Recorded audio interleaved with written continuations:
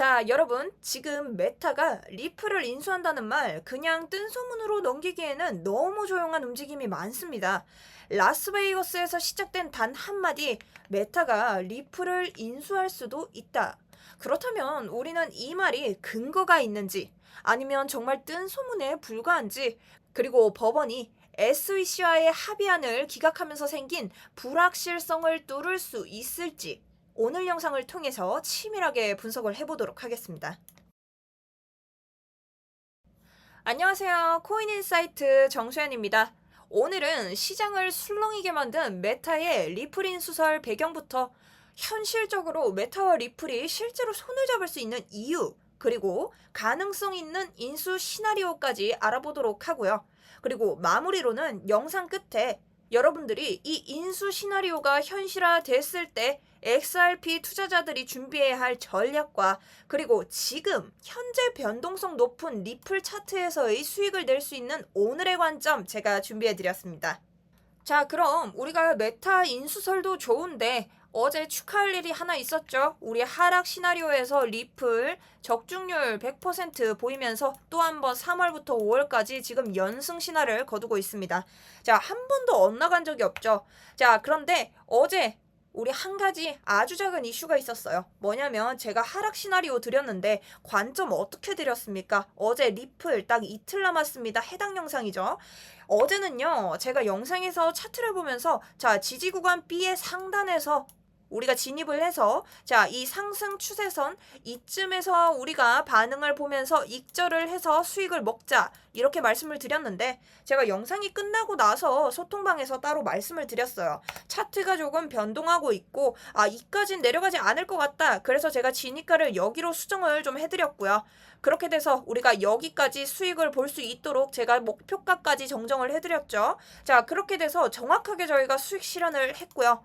자, 그런데 자, 차트가 이렇게 또 변동이 될진 몰랐죠. 이렇기 때문에 제가 소통방을 계속 강조를 드리는 거예요. 어제도 사실 이런 변동되는 진입가에 대해서 저희 소통방에서는 바로바로 타점이 나갔습니다. 자, 그런데 제가 유튜브에서 라이브로 계속 상시적으로 이 변동되는 타점에 대해서 드릴 수는 없다. 그렇기 때문에 이런 것 때문이라도 아직 소통방 참여를 안 하셨다면 하시는 걸 제가 추천을 드립니다. 자, 그리고 어쨌든 440분이 넘게 계시기 때문에 저희 소통방에서 제가 엄청 빠르게 대응을 해드리고 있어요. 왜냐면 이런 모든 분들이 저한테 이런 타점에 대해서 문의를 많이 주시고 있고, 자, 그리고 현재 리플 같은 경우에도 굉장히 빠른 속도로 여러 가지 이슈에 예민하게 반응하는 요즘 그런 구간입니다. 그렇기 때문에 이런 차트에서는 여러분들이 실시간 대응을 하시는 게 굉장히 중요하다. 하지만 내가 이런 차트에 실시간 대응을 매번 하지 못하시는 분들이 대부분이죠. 그렇기 때문에 소통방을 계속해서 강조를 드린다. 그런데 여러분들 말씀하시는 게 에게 요거 1% 조금 남짓 안 되는 거, 이것 때문에 소통방까지 들어가야 되나 하시는 분들이 있는데, 여러분 1%씩 모여서 만들어내는 게 저희의 복리의 원리입니다. 그렇게 돼서 제가 얼마를 쌓았나요? 여러분들은 알고 계시죠? 제가 1%씩 쌓아서 만든 그 계좌. 자, 단 1%만 있는 건 아니죠. 하지만 이 1%까지 무시하지 않고 여러분들과 달려서 4월까지 낸 수익입니다. 제 수익 인증표죠. 자, 지금 보시면 3월부터 달려오신 분들은 아시겠지만 제가 500만 원으로 시작을 해서 여러분들께 계속해서 결과를 보여드리고 있습니다. 그렇게 돼서 4월에는 이런 수익을 지금 냈고요. 자, 5월에도 제가 수익을 내는 순간 보여드릴 텐데요. 자, 이 마켓 타율에 대해서는 저희 소통방에서도 엄청 자세하게 나오죠. 자, 그렇기 때문에 오케이, 난 1% 수익도 무시하지 않고 저렇게 우상향 계좌 만들겠다 하시는 분들, 아직 입장 안 하셨다면 저희 코인인사이트 더보기 혹은 고정 댓글 참고하셔서 소통방 진입하시면 됩니다. 자, 그럼 본론으로 다시 돌아와서, 그래, 이 인수썰 완전 루머 같은데 요거 어디서부터 시작을 했는가 한번 알아보도록 할게요. 이 소문은요, 2025년 5월 미국 라스베이거스에서 열린 XRP 행사에서 처음 퍼졌습니다. 이 행사에서 누가 그런 이야기를 꺼냈냐 알아봤더니 한 인물이 화제를 좀 모았는데요. 바로 브래들리 카임스입니다. 그는 XRP 커뮤니티 내에서 완전 영향력이 있는 인물이죠. 인플루언서급이에요. 테크패스라는 유튜브 채널을 운영하면서 리플 관련 이슈나 내부 흐름을 자주 다루는 사람인데요. 자, 그런데 이 사람이 이렇게 얘기를 했어요. 메타가 리플을 인수할 수도 있다. 이렇게 말을 했죠. 자, 이거 근데 아니 지금 유튜브가 떠든 이야기로 지금 이렇게 말하는 거야. 자, 이 사람요 단순한 유튜버는 아니고요. XRP 행사 디렉터이자 업계 흐름에 완전 눈이 밝은 사람입니다. 그러니까 나 그냥 인플루언서는 아니야. XRP 행사 디렉터도 했고, 자, 그 주변 측근들한테 이야기 엄청 많이 들어. 이런 사람이 되는 거죠. 자, 그런데 여기서 또 한 명의 인물이 주목을 받고 있는데요. 바로 메타의 고위 임원인 진저 베이커죠. 자, 이 사람 옛날부터 스텔라, 프레드, 퍼스트 호라이즌 같은 결제 및 블록체인 관련 기관에서 일해온 경력을 좀 가지고 있어요. 근데 이런 인물이요, 메타에 합류를 한 거예요. 자, 이 사실이 알려지면서 사람들이 와, 메타가 진짜 블록체인 기반 결제 시스템을 준비 중인 게 아닐까라는 의심이 막 커지는 거죠. 그러니 이런 정황들이 합쳐지면서 SNS와 커뮤니티에서 메타가 리플을 인수해서 글로벌 송금 인프라를 구축하려고 한다. 이런 말까지 퍼지게 되는 거예요. 자, 그럼 어쨌든 이게 루머가 아님을 확신하려면 일단 메타의 CEO에 대해서 좀 알아야 돼요. 근데 우리 메타의 CEO 마크 저커버그, 자, 어떤 사람인지 여러분 다들 아시고 계신가요? 이 인물은, 자, 우리 코인판에서 유명한 인물 한 명 더 있죠. 바로 누구입니까? 일론 머스크와 좀 대척되는 인물이라고 볼 수 있습니다.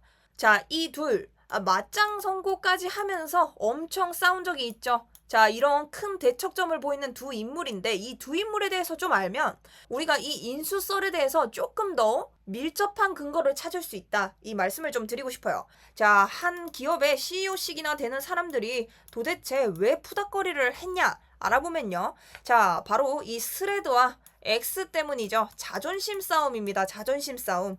자, 2023년 여름에요. 자, 메타가 뭘 출시했냐요? 스레드를 출시했죠. 자, 혹시나 스레드 모르시는 분들 있을까봐 제가 말씀을 드리자면 스레드는 인스타의 트위터 같은 느낌이 확실합니다. 거의 복사판처럼 보여요. 트위터랑 똑같이 보이는 느낌이 많죠. 자, 그런데 이게 인스타하고 연동이 되면서 사용자가 1억 명이 돌파가 돼요. 자, 그러니까 자, 일론 머스크 반응이 어땠나요? 자, 카피캣이다. 흉내쟁이가 따로 없다면서 맹비난을 퍼부은 거죠.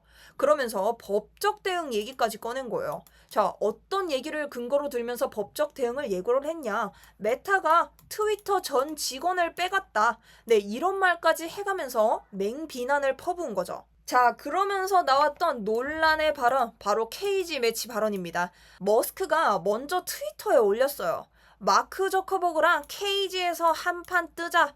자, 그런데 저커버그 어떻게 응답을 했냐면요. 자, 그래, 알겠다, 장소 잡아라. 자, 이제 맞짱 뜨자니까 오케이, 어디서 볼 건데? 이런 얘기까지 나오게 된 거죠. 자, 근데 급기야 UFC 대표 데이나 화이트까지 중재하겠다고 나서고 막 일이 엄청 커지는 거예요. 그래서 실제로 날짜 장소 조율까지 시도가 됐고 막 UFC 경기장 언급도 막 되고 이랬어요. 엄청 난리였죠. 자, 그런데 이 둘 왜 안 붙었나요? 자, 머스크는 진짜 싸울 마음의 준비가 있었대요. 근데 일정이 자꾸 미뤄졌고, 자, 근데 저커버그는요 또 진지하게 준비했는데 머스크가 시간을 끌고 있다면 막 손절을 선언한 거죠.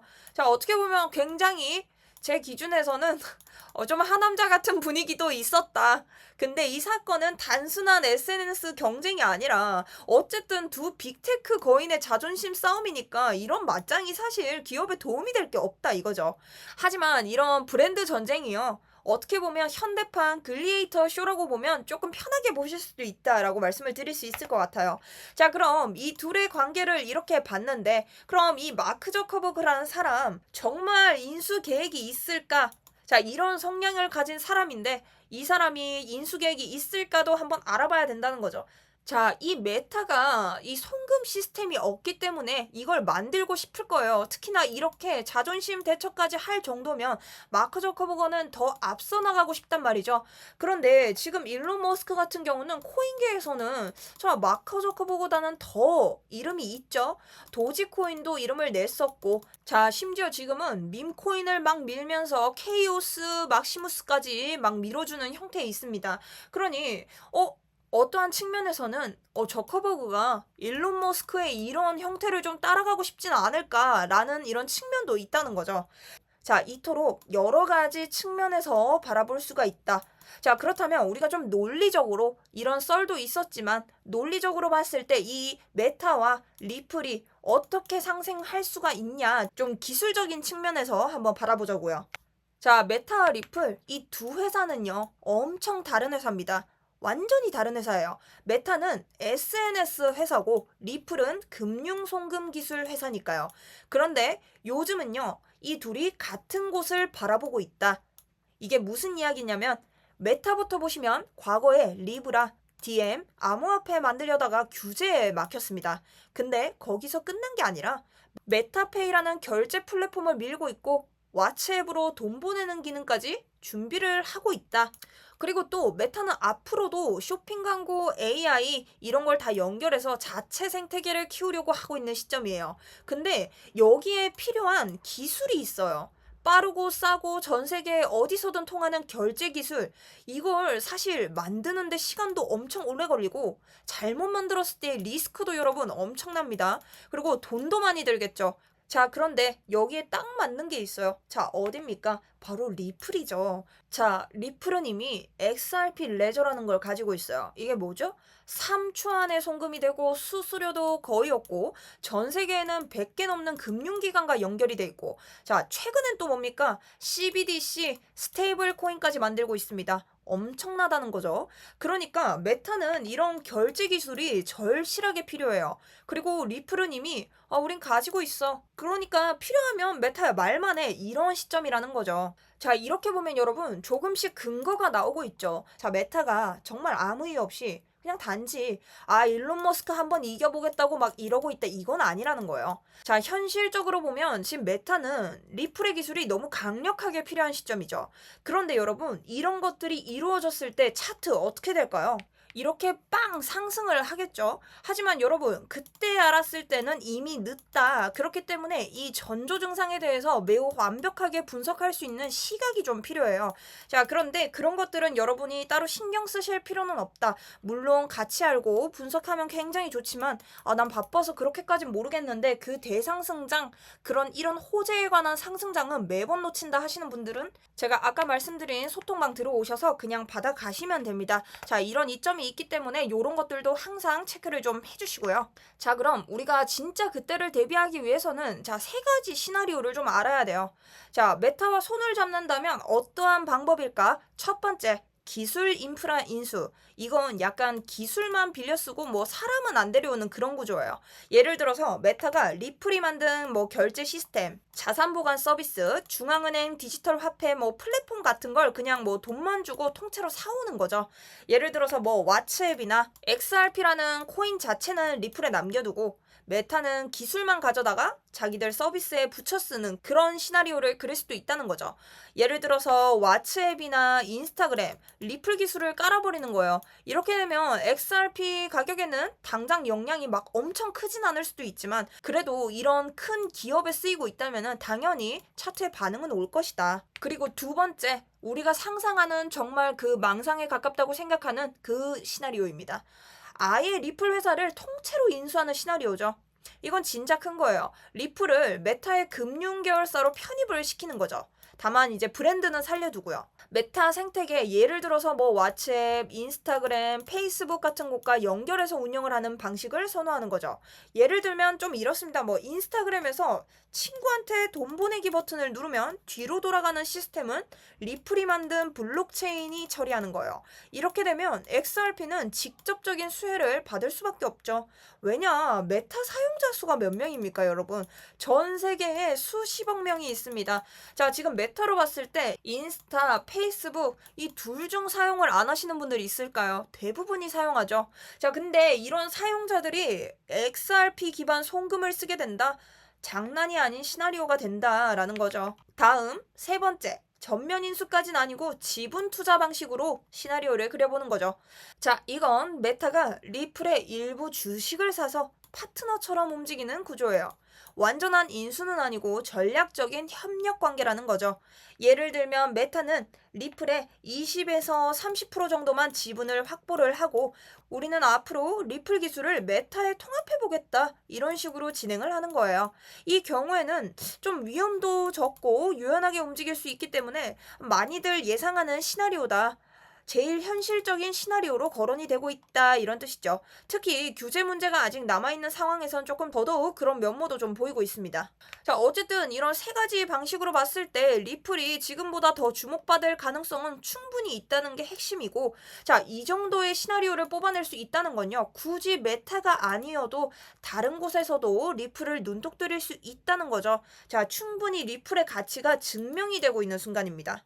자, 그런데 여러분 지금 그 생각하실 거예요. 와, 이게 진짜냐 아닌지도 오케이 중요한데, 야, 이게 왜 그렇게 중요한데 하실 수 있어요. 자, 그런데 그렇게 그냥 넘어가시는 소식은 아니라는 거예요. 자, 이 메타와 리플의 인수설 그냥 소문이냐? 절대 아니죠. 이건 단순히 한 회사가 다른 회사를 뭐 사느냐 마느냐 그런 차원은 아니다. 왜냐면 시장의 판도가 완전히 바뀔 수 있는 상황이에요. 자, 그런데 이 이슈가 왜 그렇게 중요할까요? 자, 우선 메타 입장에서 먼저 볼게요.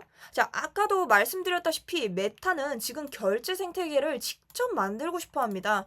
자, 페이스북, 인스타그램, 왓츠앱 이거 다 갖고 있는데 거기서 광고만 팔 게 아니라 사람들이 돈도 보내고 쇼핑도 하고 송금도 하는 플랫폼을 만들고 싶어 하는 거예요. 근데 이걸 만들려면요, 블록체인 같은 인프라가 필수로 필요합니다.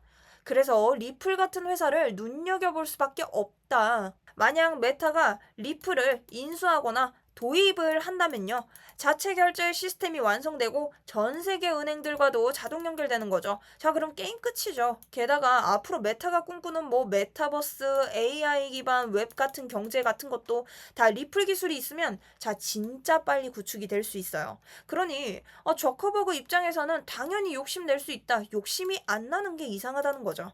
자, 대신 이번에 리플 입장에서도 생각은 좀 해보겠죠. 리플은 기술도 좋고 파트너도 굉장히 많지만 항상 걸림돌 하나가 있어요. 자, 뭡니까? 바로 SEC, 미국 증권거래위원소랑의 소송이죠. 엄청 몇 년째 질질 끌고 있죠. 자, 그런데요, 여러분, 이럴 때 메타처럼 자금력 있고 로비 능력까지 갖춘 대기업이 옆에 탁 붙어주면 이런 이슈에서 벗어날 수 있는 출구를 좀 찾게 되는 거예요. 그리고 메타라는 글로벌 브랜드와 손잡았다는 자체만으로도 신뢰도는 엄청나게 올라갈 것이다. 은행이나 기관들이 볼 때도 와, 이제 리플 진짜 뭐 메이저 플레이어다 이렇게 눈이 바뀔 수 있다는 거죠. 그러니 이건 전체적으로 봤을 때 리플만의 일이 아니고 전통 테크 기업과의 블록체인 기업 간의 벽이 무너지는 상징적인 사건이 될 수도 있다. 그리고 동시에 디지털 결제 시장의 판도가 완전히 뒤바뀔 수도 있다는 시점이 될 수도 있다는 거죠. 자, 그럼 여러분은 어떤 스탠스를 취하셔야 되냐? 엄청 흥분하셔도 안 됩니다. 흥분하시면요, 자, 이성을 잃기 때문에 차트 보는 분별력이 떨어질 수 있고, 그렇다고 이 이슈를 무시하셔서도 안 됩니다. 자, 우리가 해야 하는 건요, 데이터 구조로 냉정하게 분석하고 언제든 기회가 현실화될 수 있다는 전제하에 준비를 하는 것 아시겠죠? 자, 그렇다면 차트와 기사를 현명하게 볼 줄 알아야 한다. 자, 뉴스를 2, 그리고 차트를 8, 그리고 뉴스에서도 어떤 대목을 중점으로 봐야 하는지, 그리고 차트에서는 어떤 구간을 지지저항으로 봐야 하는지, 이 모든 것들이 갖춰졌을 때 우리는 계속해서 수익을 낼 수 있습니다. 자, 그럼 오늘 차트에 대해서도 좀 봐야 하는데요. 자, 지금 리플 차트입니다. 자, 제가 차트 함께 보면서 오늘 현재 상황이랑 우리가 들어갈 수 있는 관점, 자, 진입과 목표가까지 한번 잡아보도록 할게요. 자, 지금 보시면요, 비트코인이 횡보를 좀 하면서 리플도 함께 횡보를 좀 하고 있는 상황입니다. 큰 하락처럼 지금 보일 수도 있는데 어쨌든 상승 채널 안에서 횡보 중이기에 좀 건강한 횡보로 봐주시면 될 것 같고요. 지금도 지지 구간 A에서 지지를 받으면서 더블 바텀 패턴이 나오고 있는 상황입니다. 자, 여기서 RSI 함께 봐주면요. 지금 더블 바텀 구간 차트의 가격 저점은 지금 낮아지고 있는데 RSI는 상승하고 있죠. 네, 완벽하게 상승 다이버전스가 뜨면서 상승을 암시하고 있습니다. 자, 그래서 우리는 오늘은 상승부터 알아보도록 할 텐데요. 오늘도 여러분들 수익 내기 위해서 제가 진입가와 목표가 지금 하락장까지 함께 짚어드리도록 할 거고요. 자, 이거 차트 또 변동될 수 있으니까 자, 그런 때를 대비해서 나는 지금 이 영상까진 다 못 볼 수도 있는데 하시는 분들 자, 소통방 통해서 들어와서 이 타점 받아가시면 됩니다. 여기서도 제가 실시간 계속 쏴드리니까 지금 시간 안 되시는 분들은 요 소통방 활용을 하시면 됩니다. 자, 첫 번째 상승 시나리오의 조건이 필요하겠죠. 자, 상승 시나리오의 조건은요. 바로 이 넥라인, 제가 더블 바텀 말씀드렸죠. 이 넥라인의 노란 선을 상향 돌파했을 때입니다. 자, 그럴 때 우리가 잡을 수 있는 전략, 여기를 보시면 되죠. 지니까 넥라인을 상향 돌파 후 늘 말씀드립니다. 지지를 받는 것을 확인하고 진입을 하셔야 됩니다. 자, 이곳이 어디냐? 2.3904 부근. 자, 이곳에서 진입을 해주시면 되고요. 자, 그렇다면 우리가 여기서 목표가는 어디로 잡을 수 있는데 한다면 바로 이 상승 채널의 점선 보이시죠? 바로 이 부근 점선에서 2.4249 부근이 되겠죠. 자, 이 부근에서 전량 익절을 해주시면 됩니다. 자, 그런데 여러분 제가 이런 점선을 목표가로 잡아드릴 때 항상 강조드리는 거 있죠. 만약 여기서 바로 올라오게 된다면요. 얼마죠? 2.3892가 되죠. 자, 그런데 또 횡보를 하다가 요렇게 올라가죠. 가격이 어떻게 되죠? 2.4273이 되죠. 이런 식으로 좀 유동성 있게 이 부근 가격을 체크를 좀 해주셔야 된다. 어디서 얘가 저항을 맞고 내려갈지 모르기 때문에 이 저항 구간 체크를 잘 해주시는 겁니다. 그런데 이게 힘든 분들은 아까 말씀드렸죠. 소통방에서 제가 수시로 봐드리고 있으니까 저한테 여쭤보시면 되고요. 자, 그런데 여기가 1차 전량익절 끝인가요? 라고 물어본다면 혹시나 우리가 과매도 구간에 접어들지 않고 계속해서 상승을 한다면요. 2차 채널의 중단선까지 볼 수 있으나 이 부분도 제가 함께 봐드려야 되는 부분들이 굉장히 많아요. 그러니 그런 것들도 소통방 함께 이용해 주시면 상승 시나리오는 정리가 될 것 같습니다. 자, 그럼 반대로 우리 하락 시나리오도 한번 봐야겠죠. 자, 하락 시나리오의 조건은 뭐냐? 당연히 이게 하방으로 떨어졌을 때겠죠. 가격이 하락 후에 지지 구간 여기가 B고 여기가 A가 되겠죠. B의 상단선에서 지지를 받을 때 우리가 하락 시나리오를 볼 수 있습니다. 자, 제가 늘 말씀드립니다. 여기서도 지지받는지 확인을 하고 진입을 하셔라. 그렇다면 여기 구간이 얼마가 되냐? 2.2835 부근이 된다는 거죠. 자, 이 부근에서 진입을 하시고요. 우리가 목표가는 어디로 볼 수 있냐? 파랑색 이 상승 채널 안에 추세선 진한선이 보이시죠? 이 진한선이 있습니다. 자, 이 구간 2.3223 부근으로 봐주시면 된다. 제가 일전에 지금 이 부분보다는 가격이 조금 더 추세선 타고 올라왔는데 어차피 제가 이런 부분도 소통방에는 먼저 타점을 쌓아드리고 이렇게 유튜브 촬영에 들어오게 됩니다. 그러니 우선적으로 받을 때는 소통방을 이용해 주시는 게 더 빠르게 받아보실 수 있고요. 자, 그렇다면 여기 무너졌을 때 2차 지니까는 어디서 볼 수 있냐? B의 하단선인 2.713 부근. 자, 그렇다면 3차 지니까는 어디서 또 볼 수 있냐? 더 하락을 해서 바로 이곳이 될 수 있겠죠. 전 저점인 바로 2.077 부근, 이곳이 3차 진입가가 될 수 있습니다. 자, 지금 3차 진입가 이해 안 가시는 분들은 이렇게 쭉 당겨보시면 이렇게 전 저점을 저희가 찾을 수 있어요. 이 부근에서 3차 진입을 하시면 된다. 자, 이 부분이 실제로 진짜 올 수도 있기 때문에 여러분들이 혹시나 이런 장에 대비를 해서 이렇게 진입가를 체크해 두시는 게 좋고요. 만약 여기에 대한 목표가는 차트 또 실시간으로 변하기 때문에 저희 소통방에서 계속해서 알려드리도록 하겠습니다. 자, 그리고 제가 이렇게 바이낸스 차트 통해서 여러분들에게 지금 타점 계속 드리고 있잖아요. 자, 그런데 업비트도 함께 나가고 있습니다. 제가 업비트는 영상에서는 자세하게 다룰 수가 없어요. 왜냐면 너무 많은 영상을 만들어야 되기 때문에 우선은 바이낸스 위주로 가고 있고요. 업비트도 꽤 비슷한 상황입니다. 제가 업비트에 대한 지금 현재 상황도 소통방에서 계속 말씀을 드리고 있고, 자, 업비트 하시는 분들은 대부분 현물이시죠. 자, 현물 타점도 저희 소통방 통해서 나가고 나가고 있습니다. 그러니 현물 필요하신 분들도 소통방 함께 들어와 주시면 되고, 자, 우리 현물 어떻게 싸드리냐면요. 보시면 유니스왑, 자, 1차부터 2차까지 제가 목표가, 손절가까지 다 안내를 드렸고요. 자, 이거 현물 타점입니다. 그리고 선물도 같이 나가요. 자, 선물 매매하시는 분들 20배 미만으로 잡아라고 말씀을 드렸고요. 그리고 이런 타점의 경우는요, 제가 이렇게 추천 사유까지 함께 드리고 있습니다. 그러니까 여러분들은 보시고 그럴듯한데 괜찮다 싶으시면 자, 진입을 하시면 돼요. 그렇게 돼서 저희가 얼마의 수익을 냈냐면, 자, 바로 70%가 넘는 수익을 냈죠. 자, 심지어 현물은 7%가 넘는 수익을 냈습니다. 자, 여러분, 제가 아까 1%에 대해서도 우리가 꼭 중요하게 생각을 해야 한다고 강조를 드렸죠. 자, 이전 관점 볼 때 말씀드린 거 생각나냐요? 뭐 애게 1% 하실 수 있다. 자, 그런데 여러분, 이런 1%를요. 자, 이런 1%에 대한 수익을 제가 복리계산기로 정리를 좀 해봐 드릴게요. 자, 1%일 때입니다. 자, 한 달을 하면 1,300만 원이 돼 있어요. 자, 300만 원의 수익이 붙죠. 자, 그런데 1%씩이에요. 우리가 1%씩 했을 때 1,300만 원으로 또 시작을 할게요. 바로 다음 달로 가는 거죠. 자, 1%씩 하루에 수익을 냈다. 그럼 다음 달 1,700이 됩니다. 자, 이런 식으로 우상향 계좌를 가져가는 거죠. 자, 또 답답한 분들도 있어요. 자, 답답한 분들, 자, 어떻게 말씀하시나요? 1%로 언제 수익을 다 내냐? 자, 그럼 저희가 봤을 때 저희 소통방은 대부분 현물로 계산을 해볼게요. 7% 나왔습니다. 다른 타점, 더그래프 같은 경우 현물 13% 나왔습니다. 자, 유니스왑 한 번 더 현물 13% 나왔습니다. 이런 식으로 7에서 13까지는 계속해서 현물이 나오고 있단 말이에요, 수익률이. 그럼 우리가, 자, 13은 맨날 안 나올 수도 있고, 지금 트레이더님 너무 좋은 것만 보여주시는 거 아니에요? 하실 수 있으니, 자, 5%로 잡아보자고요. 5%로 잡아서 현물 500만 원으로 시작을 해볼게요. 자, 500으로 시작을 하시면요. 자, 첫 달의 수익이 2천만 원이 됩니다. 여러분, 2천만 원이 첫 달에 나와요. 그럼 2천만 원으로 시작을 해서 30일 가는 거예요. 두 번째 달이죠. 8천만 원이 됩니다. 여러분, 두 달 하시면요, 1억에 가까워지는 돈이 생기시는 거예요. 자, 그런데 저희 방은요, 제가 무리한 슈팅을 하지 않습니다. 제가 늘 말씀드리지만, 와, 이거 뭔가 감이 좋은데 이렇게 들어가는 방이 아니에요. 그렇기 때문에 한 번에 무리하게 진입하는 타점을 원하시는 분들은 저희 소통방에 들어오시는 게 아니고요. 자, 이런 식으로 꾸준하게 제가 타점을 하루에 하나 이상은 무조건 나가고 있고, 수익률은 이렇게 내고 있습니다.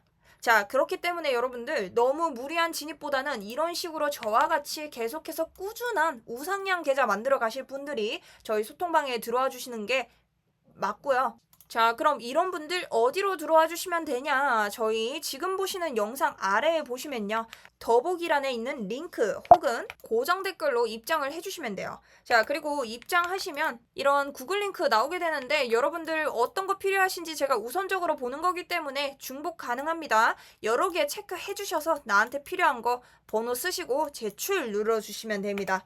자, 그리고 제가 또 하나 강조를 드리는 게, 저희 방이 무료 소통방입니다, 여러분. 자, 돈이 들지 않아요. 자, 돈이 들지 않기 때문에 여러분, 가는 게 있으면 오는 게 있어야죠. 자, 저희 방 들어오기 위해서는 입장 방법 3가지가 조건이 좀 필요합니다. 어떤 거냐? 자, 이건 유튜버의 조건과도 좀 비슷한데요. 자, 바로 구독, 좋아요, 그리고 응원의 댓글까지. 자, 응원의 댓글 쓰기 힘드신 분들은 그냥 인사이트라고 남기셔도 됩니다. 자, 이런 식으로 남겨주시면 저희 입장하시는 데는 문제가 없고요. 그러니 지금 수익을 좀 간절하게 내셔야 된다, 아니면 난 차트 분석하는 것도 좀 알고 싶고, 이런 식으로 공부도 좀 하고 싶다, 좀 필요한 시향도 내가 가려서 보고 싶다 하시는 분들은 다양한 측면에서 제 소통방에서 가져갈 게 많기 때문에 여러분들 들어와 주시면 좋을 것 같습니다. 자, 그럼 여러분들이 제 소통방에 들어오시면 저는 어떤 이점을 얻느냐? 자, 우선 여러분들이 수익 내시면서 인증을 많이 해주셔야 되고요. 전 인증을 굉장히 중요시합니다. 자, 유튜브든 소통방이든 인증을 많이 해주셔라. 저는 그걸 가지고 유튜브 홍보를 하도록 할 거고요. 자, 유튜브 홍보하면서 저도 이 코인 시장에서 좀 할 수 있는 것들을 하겠죠. 자, 그런 식으로 저희가 윈윈 전략을 쓰면서 함께 돈을 버는 겁니다.